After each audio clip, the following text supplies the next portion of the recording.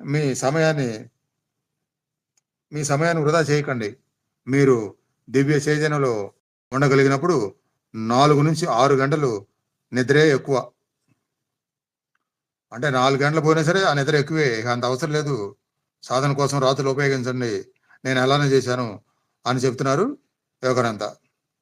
అదే విధానం కొన్ని సంవత్సరాల నుంచి నేను కూడా చేశాను.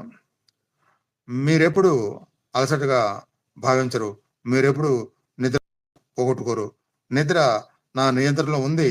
అదే విధంగా తినడం కూడా నా దగ్గర అన్నిటికన్నా గొప్పదైనది ఏదో ఉంది.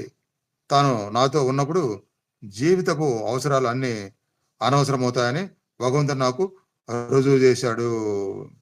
ఆ విధమైన చైతన్యంలో మీరొక సగటు మానవుడి కన్నా ఎంతో ఆరోగ్యవంతులవుతారు.